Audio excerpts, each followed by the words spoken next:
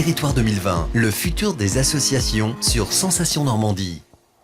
Bonjour à tous et bienvenue dans le MAG Normandie sur Radio Sensation. L'environnement est un sujet majeur actuellement et surtout pour demain, à l'aube des élections municipales. Les candidats ont-ils vraiment pris conscience du calendrier 2030 édité par l'Organisation des Nations Unies, dont l'environnement est une partie majeure? Pour autant, le président de la région Normandie, Hervé Morin, tenait une réunion récemment et il pose la question: comment développer l'éducation à l'environnement en Normandie?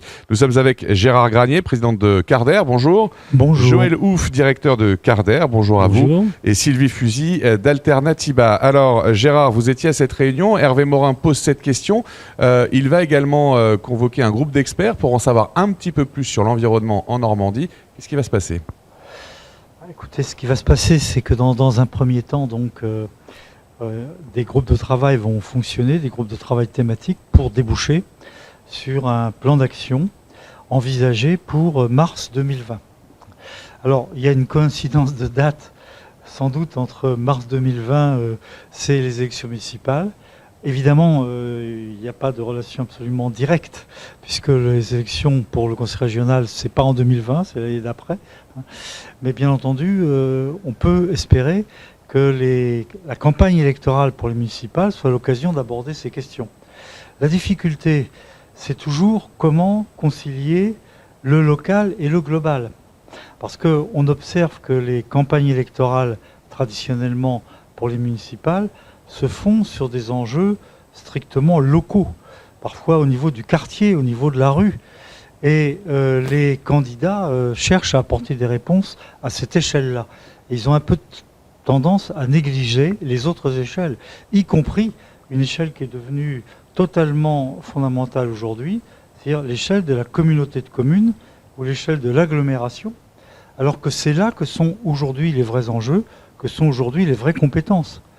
Mais par exemple, sur l'agglomération rouennaise, quelle va être la part des enjeux métropolitains dans les 71 élections municipales dans les territoires? On peut vraiment s'interroger là-dessus. En tout cas, évidemment, il n'en a pas été question hier à Caen, dans la réunion que Hervé Morin avait suscitée.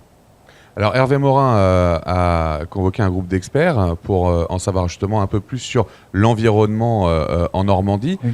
Quel va être le travail de ces experts et quel va en être a priori le résultat? Parce que... Alors, ce groupe d'experts, c'est autre chose que les groupes de travail des associations dont je viens de vous parler.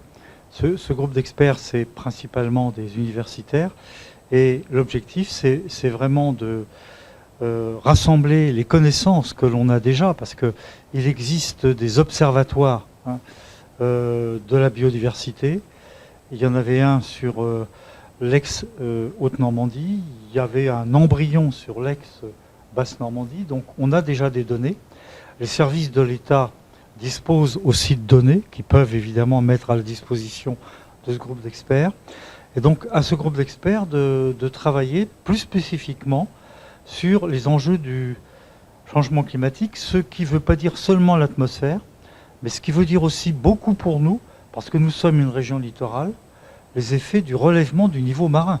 Vous savez quand même qu'une bonne part des côtes normandes vont être fortement impactées par le changement climatique, soit au niveau de l'accélération de l'érosion des falaises sur le Pays de Caux par exemple, soit sur l'attaque des dunes, de tous les cordons dunaires que l'on a sur l'ouest du département de la Manche. Et ça a d'ailleurs déjà commencé. La problématique, c'est qu'on a l'impression qu'il y a beaucoup d'études qui sont faites, il y a beaucoup d'experts qui sont nommés, il y a beaucoup de conclusions qui sont rendues, et pour autant, on n'a pas l'impression qu'il y a beaucoup d'actions qui soient faites. Alors, le problème, c'est d'abord qu'il faut que les actions répondent aux véritables enjeux à long terme, parce qu'à court terme, un élu, je vois bien le problème sur la côte ouest de la Manche par exemple, il est plutôt tenté de créer des épis perpendiculairement aux dunes pour tenter d'arrêter le grignotage des dunes pendant quelques années, je dirais les années de son mandat. Bon, mais on sait bien que la mer, elle gagnera toujours. Ça va retarder les choses pendant 5 ans, 10 ans, mais sur un siècle, ça ne marchera pas. Donc, comment trouver des solutions? Comment financer des solutions qui sont des solutions de long terme? le temps du politique n'est pas le temps du climat. Est-ce que pour autant, ce sont des données qui ressortent aujourd'hui dans les professions de foi des différents candidats aux élections municipales? Elles ne sont pas encore connues pour la plupart, les Oui, professions on de connaît foi. plus ou moins les programmes. Elles vont sortir après Noël, à mon avis. Elles vont sortir en janvier-février. Mais c'est une problématique ça qui pourrait être... qui a déjà été mise en œuvre depuis les 6 dernières années, depuis les dernières élections. Oui. Ce n'est pas depuis aujourd'hui qu'on apprend que le niveau de la mer va monter. Non, ça bien sûr. Et puis bon, il ne faut pas non plus dramatiser. C'est-à-dire que les choses seront, si elles sont graves, ça sera plutôt dans la deuxième partie du 21e siècle. Mais ça risque d'être un peu tard à ce moment-là. Oui, c'est vrai. Joël. Et donc ce qu'il faut mentionner, c'est que tout ce travail qui est à faire, c'est un travail de sensibilisation de tous les citoyens sur cette question. C'est-à-dire qu'on est tous concernés par le problème du changement climatique et on va tous devoir changer nos comportements de la vie quotidienne, notre manière de nous déplacer, de nous alimenter, de consommer. Donc le travail essentiel que nous on fait dans nos structures d'éducation au développement durable, c'est de faire comprendre ça et de montrer toutes les alternatives qui existent, tous les éléments de cette transition écologique qu'il est nécessaire de mettre en œuvre. Philippe Thier. Justement, pour prolonger ce que tu dis, Joël, si on prend l'exemple de la métropole ici, il y a 10 000 associations actives. 10 000 associations actives qui ne sont pas toutes identifiées par la collectivité publique. La collectivité publique arrive à en identifier à peu près 5 000, la moitié. Voilà. Et les 10 000, on les connaît parce que c'est une règle de 3 que l'on fait du niveau national. 1 200 000 associations, alors on nous y disait avant-hier 1,6 million, donc ça sera encore un peu plus même, mais 1,2 million, c'est le chiffre que moi j'avais, ramené à 500 000 habitants, ça fait 10 000. Donc ces 10 000 associations-là, elles vont être des acteurs. Beaucoup s'inscrivent dans une dynamique éducative. Et donc vous, les associations environnementalistes comme la vôtre, comment elles vont faire pour aller à la rencontre de ces 10 000 associations-là? Ou en tout cas des 5 000 que l'on connaît. C'est la vraie question qu'on a à traiter ensemble et dans chacun des territoires, parce que en effet, nous, on fait principalement que répondre aux sollicitations qu'on reçoit. Et bien, toutes ces associations, elles ne nous sollicitent pas toutes.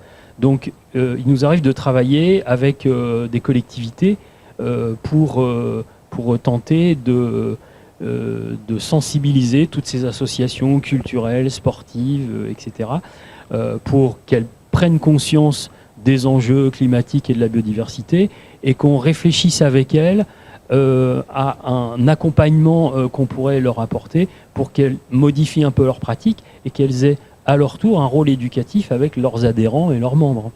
Donc c'est un vrai travail de fond dans la durée qu'on ne peut pas faire seul, mais par contre nous on est à la disposition en fait des assos et des collectivités pour les accompagner dans ce cheminement éducatif et de formation. Mais est-ce que c'est une proposition que les candidats pourraient mettre dans leur programme? Par exemple. Pour compléter ce que vient de dire Joël, il nous est arrivé, et j'espère que ça nous arrivera de plus en plus dans l'avenir, d'être associés à l'élaboration de ce qu'on appelle un plan local d'éducation à l'environnement et au développement durable. Il y a quelques communes en Seine-Maritime qui s'en sont dotées. La métropole de Rouen s'était dotée d'un plan local et nous sommes partenaires de la métropole pour la mise en œuvre de ce plan local d'éducation à l'environnement à l'échelle de la métropole. Alors comment ça se passe concrètement, assez rapidement? Alors Joël va pouvoir vous le dire. Donc il y a des temps de concertation qui ont eu lieu. Et à partir de là, pour l'exemple de la métropole, c'est elle qui décide dans ces différentes politiques de mettre un volet formation, sensibilisation, éducation. Et donc c'est en œuvre pour un certain nombre de thématiques, comme par exemple il y a les maisons des forêts dans la métropole, où là on collabore et il y a des agents de la métropole qui sensibilisent les publics et qui les emmènent en forêt pour leur faire découvrir. C'est le cas sur l'eau.